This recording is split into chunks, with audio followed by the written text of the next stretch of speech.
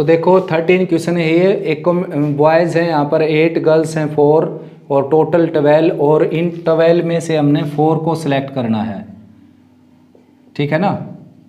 4 का सिलेक्शन करना है कमेटी बनाने के लिए, कमेटी बनानी है एक 4 के सिलेक्शन की, ठीक है ना। तो उसमें लिखा गया है at least one girls is in committee. If it is given that at least one girls in committee, find the probability that exactly 2 girls in the committee. यानी कि इसको मैंने B लाइट कर लिया, इसको A लाइट कर लिया। Requirement थी इसमें given that there is at least one girls in committee, कम से कम एक लड़की उस कमेटी में है, ठीक है ना। कम से कम एक लड़की उस कमेटी में है, ये गिवन है और ये निकालना है।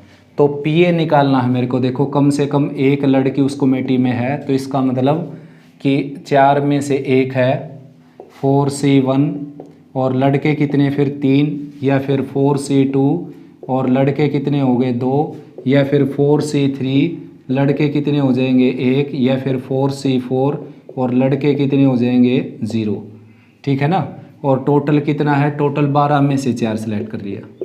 ये है एक ही प्रोबेबिलिटी, मतलब कम से कम एक लड़की सेलेक्ट की जाए। देखो यहाँ पर एक लड़की सेलेक्ट हो गई, 2 हो गई, 3 हो गई, 4 हो गई। लेकिन कॉम्प्लीमेंट से भी निकाल सकते हो इसको आप।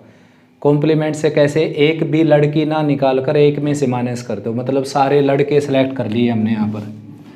देखो सारे लड़के अगर सेलेक्ट करेंगे तो लड़के कितने यहाँ पर 8, तो 8C4, इसको अगर एक में से माइनस कर देंगे तो ये आंसर आ जाएगा कि कम से कम एक लड़की सेलेक्ट होगी वहाँ पर। कैलकुलेट कर सकते हो बच्चों, इसको आराम से कैलकुलेट हो जाएगा ये, ठीक है ना। ये मैंने कॉम्प्लीमेंट का यूज़ करके निकाल दिया, ठीक है ना।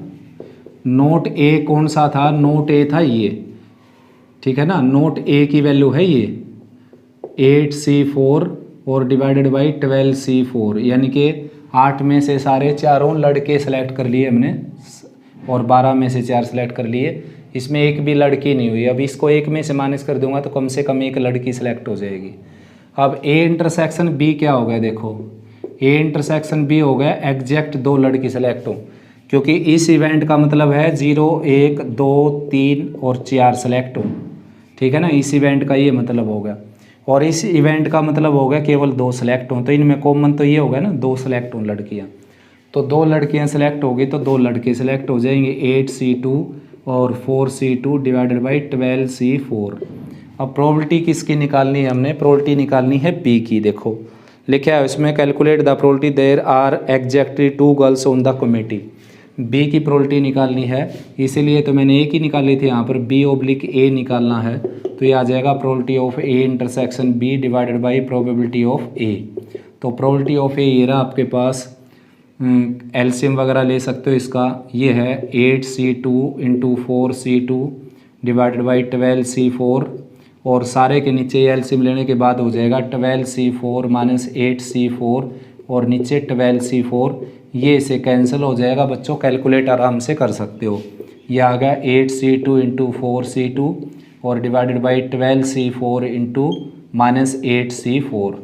कैलकुलेट आराम से किया जा सकता है। कॉम्बिनेशन को एक्सपेंड करना तो ये आ जाएगा, देखो 8 इंटू 7 और 1 इंटू 2 इंटू यहाँ पर 4C2 हो जाएगा 4 इंटू 3 और 1 इंटू 2, नीचे 12C4 हो जाएगा 12, 11, 10 और 9 और 1 2 3 4, और 8C4 हो जाएगा आपका यहाँ पर 8 7 6 और 5 और नीचे 1 2 3 4, ठीक है ना। कैलकुलेट आराम से कर सकते हो बच्चों। आंसर इसका मैं बता देता हूँ, 13 का आंसर आ जाएगा 168/425। आंसर मैच कर लेना अपना, ठीक है ना। ये कैलकुलेशन हर कोई बच्चा कर सकता है।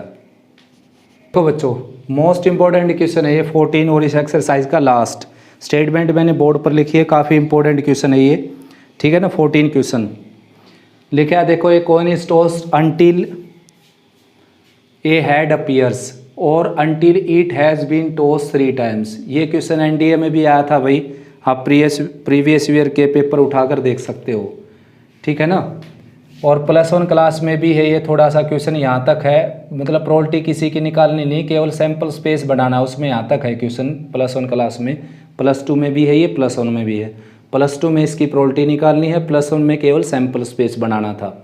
तो देखो क्या कहा गया इसमें, कॉइन इज टॉस्ड अंटिल, एक सिक्के को जब तक फेंकना है जब तक एक हेड ना आ जाए उसके ऊपर, अंटिल ए हेड अपीयर्स और until it has been toss 3 times. ये कीवर्ड है इस स्टेटमेंट के। देखो एक सिक्के को जब तक फेंकना है जब तक उसके ऊपर हेड ना आ जाए, अंटिल ए हेड अपीयर्स। तो इसका मतलब अगर जैसे टेल आ गया या तो क्या होगा, मतलब एक बार सिक्का फेंका जाएगा। देखो या तो एक बार फेंका जाएगा या फिर क्या होगा, पहली बार अगर टेल आ गया तो फिर सिक्का दोबारा से फेंका जाएगा तो दूसरी बारी में ऐड आ जाएगा, फिर यहाँ पर रुक जाएंगे हम। इनके बीच में और है यहाँ पर और, ठीक है ना। यहाँ पर अगर टेल आ गया सिक्के के ऊपर तो दोबारा से फिर फेंका जाएगा, दोबारा हेड आ गया तो तब ख़त्म हो जाएगी टॉसिंग यहाँ पर। अगर टेल 2 बार आ गया तो तीसरी बारी में फिर हेड आ जाएगा, तब यहाँ पर टॉसिंग ख़त्म हो जाएगी। अगर तीनों बारी में टेल आ गया तो फिर चौथी बारी में हेड आ सकता है, लेकिन चौथी बार आपने सिक्का फेंकना नहीं लिखा है 3 टाइम्स, ठीक है ना। +1 की क्लास में ये 3 टाइम्स नहीं लिखा हुआ यहाँ पर। +1 की क्लास में इंडेफिनेटली टॉस किया जाता है इस सिक्के को। आया समझ में?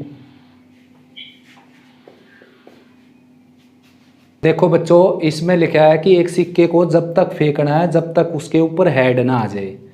देखो एक सिक्के को जब तक फेंकना है जब तक उसके ऊपर हेड ना आ जाए। केवल अगर ये बात होती यहाँ पर, केवल और केवल इतना होता ना कि एक सिक्के को जब तक फेंको जब तक उसके ऊपर हेड ना आ जाए, या तो हेड पहली बारी में आ जाएगा या हेड दूसरी बारी में आ जाएगा, ठीक है ना। या तो हेड पहली बारी में आ जाएगा या हेड दूसरी बारी में आ जाएगा या हेड तीसरी बारी में आ जाएगा या हेड चौथी बारी में आ जाएगा या फिर हेड 5वीं बारी में आ जाएगा, एंड सोन, इस तरीके से हो जाएगा। देखो अगर केवल ये बात लिखी होती तो a coin is tossed until a head appears, जब तक फेंकते रहो जब तक उसके ऊपर हेड ना आ जाए।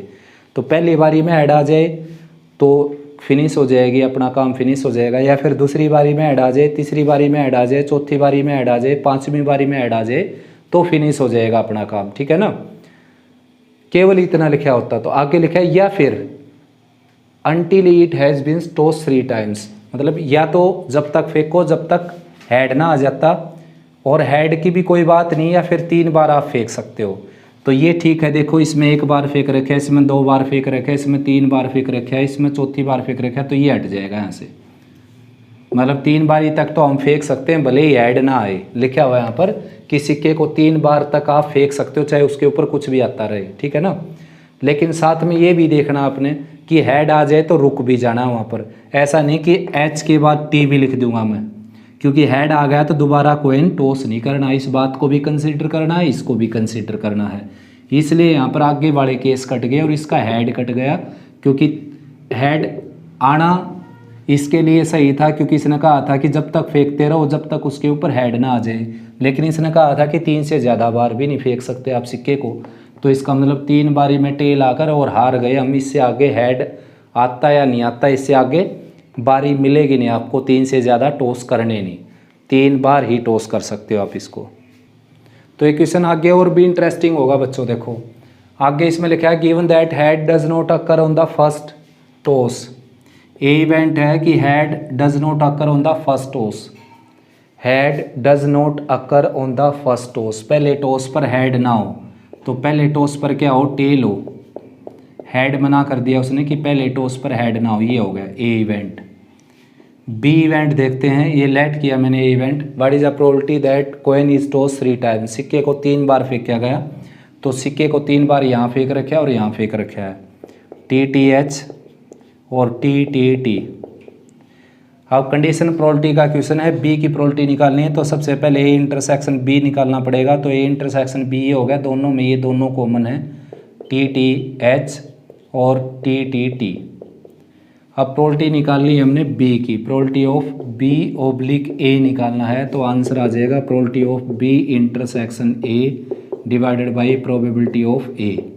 तो probability of B intersection A निकालना हमने। देखो A इंटरसेक्शन B ये है, तो इसकी प्रोबेबिलिटी निकालनी है। तो 2 इसकी प्रोबेबिलिटी ये मत लिख देना 2/4, क्योंकि सैंपल स्पेस इसको नहीं लिया जाएगा अब, क्योंकि ये सैंपल स्पेस बन ही नहीं सकता किसी का। देखो क्योंकि इसमें सिक्का एक बार फेंक रखे, इसमें 2 बार, इसमें 3 बार, इसमें 3 बार। तो इसकी प्रोबेबिलिटी कैसे लिखनी है देख लो आपने, सैंपल स्पेस यहाँ से पता चलेगा आपको टी, यानी कि एक सिक्का 3 बार फेंक रखा है, टी, एक सिक्का 3 बार फेंक रखा है। तो इस एलिमेंट की प्रोबेबिलिटी होगी 1/8, और इस एलिमेंट की प्रोबेबिलिटी क्या होगी 1/8। दोनों की एक साथ लिख सकते हो 2/8, मर्जी आपकी। 1/8 + 1/8 लिख लो या सीधे 2/8 लिख लो। अब ए में है देखो चांस, यहाँ पर ए की प्रोबेबिलिटी निकालेंगे तो यहाँ पर सिक्का टीएच का मतलब 2 बार फेंका गया है, टीएच आया हो कुछ भी आया हो 2 बार है यहाँ पर, तो इसका मतलब सिक्का 2 बार फेंका गया है। तो 2 बार फेंका जाए तो सैंपल स्पेस में 4 एलिमेंट हो जाते हैं, तो इसकी प्रोबेबिलिटी आ जाएगी 1/4 प्लस इसकी प्रोबेबिलिटी आ जाएगी 1 2 3, इसमें सिक्का 3 बार फेंका गया तो इसकी प्रोबेबिलिटी आ गई 1/8, इसकी भी 1/8 + 1/8। एलसीएम ले लेंगे, अपर पार्ट में आ गया 2/8, लोअर पार्ट में आ गया 8, एलसीएम हो गया, और 8 एलसीएम आ गया, यहाँ पर आ जाएगा 2 + 1 + 1, यानी कि 2/8 ये हो गया, और लोअर पार्ट में 3 + 1 4/8 ये हो गया, ये कैंसिल हो गया, और 1/2 फाइनल आंसर आ गया इसका। ठीक है ना, आया समझ में। देखो B/A का जो फार्मूला था, मैंने एक वीडियो में आपको ये भी बताया था कि NB लिखकर आप आंसर निकाल सकते हो, इसी वीडियो में भी बताया था और पहले भी बताया था। लेकिन मैंने बताया था कि यहाँ पर N लिखना हमेशा सही नहीं रहेगा, यहाँ पर N लिखना हमेशा सही नहीं रहेगा, क्योंकि वैसे तो नंबर ऑफ S से नंबर ऑफ S कैंसिल ही होना होता है, लेकिन भाई नंबर ऑफ S इसका और इसका डिफरेंट हो सकता है, जैसे यहाँ पर है। अगर मैं इस तरीके से इसको करता तो number of A intersection B2 आ गया, और नंबर ऑफ ए आ गया 1 2 3, तो 2/3 आंसर आ जाता मेरा, तो गलत हो गया ना। तो यहाँ पर P लिखना पड़ेगा आपको, क्योंकि इवेंट ही कुछ इस तरीके का है, मिक्स्ड इवेंट है, कभी सिक्का 2 बार फेंका गया, कभी 3 बार फेंका गया है, तो इसके चांस हो गए 1/4, इसके 1/8, इसके चांस हो गए 1/8, और इसके चांस हो गए 1/8। ठीक है ना।